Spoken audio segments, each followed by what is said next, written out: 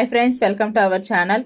రానున్న 24 గంటల్లో ఏపీలో మరో భారీ వర్షం సూచనలు కనపడుతున్నాయండి. మీరు చూసినట్టయితే ఏ ప్రాంతాల్లో వర్షాల సూచనలు కనపడుతున్నాయో మనం ఈ వీడియోలో తెలుసుకుందాం.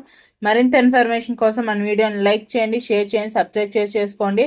మనం ఇంతవరకు చెప్పుకుంటే ఆల్రెడీ మనం చెప్పుకున్నాం కదండి, శ్రీలంకలో ఏర్పడిన అల్పపీడనం వల్ల మనకి భారీ వర్షాలు ఉండే సూచనలు కనపడుతున్నాయని.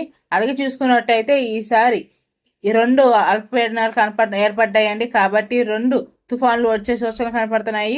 చూసుకున్నట్టయితే ఈ నెల 17, 18 తారీఖుల్లో అంటే రేపు ఎల్లుండిలో భారీ వర్షం వచ్చే ఛాన్స్ కనపడుతుందండి. అలాగే చూసుకున్నట్టయితే ఒక అల్పపీడనం ఈ నెలాఖరులో వచ్చే ఛాన్స్ కనపడుతుందండి. చూసుకున్నట్టయితే నైరుతి బంగాళాఖాతం నుంచి ఏర్పడిన అల్పపీడనం శ్రీలంక తీర ప్రాంతంలో ఏర్పడినట్టు ఏపీఎస్డిఎంఏ తెలిపిందండి. చూసుకున్నట్టయితే ఈ వచ్చిన అల్పపీడనం మన ఈ దక్షిణ కోస్తా జిల్లాలో ఎక్కువ ప్రభావం ఉండే సూచనలు కనపడుతున్నాయి. అలాగే రాయలసీమలో కూడా భారీ వర్షాలు సూచనలు కనపడుతున్నాయండి. అలాగే ఏ ఏ ప్రాంతాల్లో పడుతున్నాయో చూసుకున్నట్టయితే ఎక్కువగా నెల్లూరు, తిరుపతి జిల్లాలో భారీ నుంచి అతి భారీ వర్షాలు ఉండే సూచనలు కనపడుతున్నాయండి. తిరుపతికి చాలా మంది జనాలు వెళ్తున్నారు, చాలా జాగ్రత్తగా ఉండాలండి, వర్షం ప్రభావం ఎక్కువ ఉంది. అలాగే చూసుకున్నట్టయితే ప్రకాశం, అన్నమయ్య, చిత్తూరు జిల్లాలో కూడా భారీ వర్షాలు కురిసే అవకాశం ఉందని హెచ్చరించారండి. అలాగే చూసుకున్నట్టయితే మీరు ఎక్కువగా ఈ ప్రాంతాల్లో భారీ వర్షాలు కనపడుతున్నాయి. అలాగే ఈ తుఫాన్ వల్ల ఇంకా మంచు, ఇప్పటికీ ఉష్ణోగ్రత తగ్గిపోయిందని మనం చెప్పుకున్నాం. అలాగే చూసుకుంటే ఈ వర్షం తాకిడికి ఇంకా ఉష్ణోగ్రత తగ్గిపోయే ఛాన్స్ ఉందంటున్నారు. చాలా చలి పెరిగే ఛాన్స్ ఉందంటున్నారు. చాలా జాగ్రత్తగా ఉండాలి. అలాగే చూసుకున్నట్టయితే దక్షిణ కోస్తా తీరంలో వెంబడి గంటకు 55 కిలోమీటర్ల వేగంతో ఈదురుగాలులు వేస్తున్నాయండి. ఎక్కువగా ఈదురుగాలులు వచ్చే ఛాన్స్ కనపడుతున్నాయి.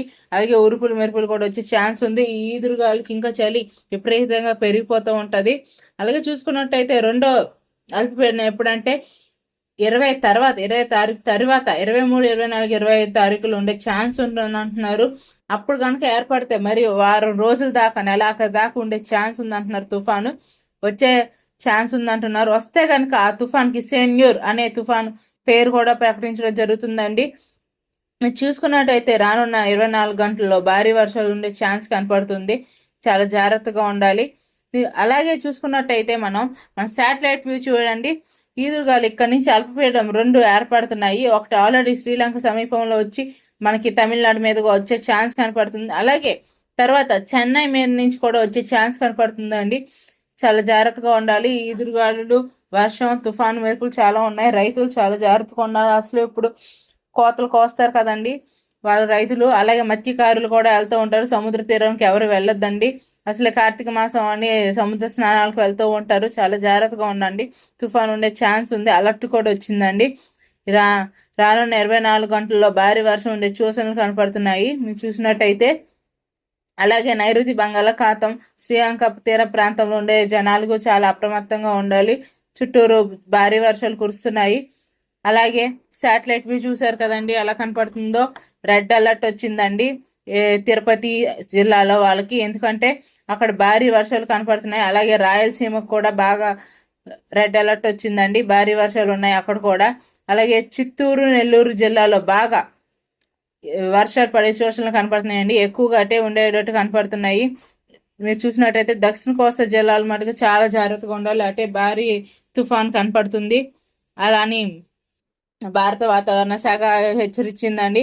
వాళ్ళకి రెడ్ అలర్ట్ కూడా వేసింది. మీరు చూసినట్టయితే మనం చెప్పుకుంటూనే ఉన్నాం, 3-4 రోజుల నుంచి చెప్తున్నాం మనం ఈ తుఫాన్ ఉండబోతుందని. ఈ రెడ్ అలర్ట్ కూడా ఇప్పుడు వేసారండి. ఈ తుఫాన్ వాళ్ళకి చాలా జాగ్రత్తగా ఉండాలి.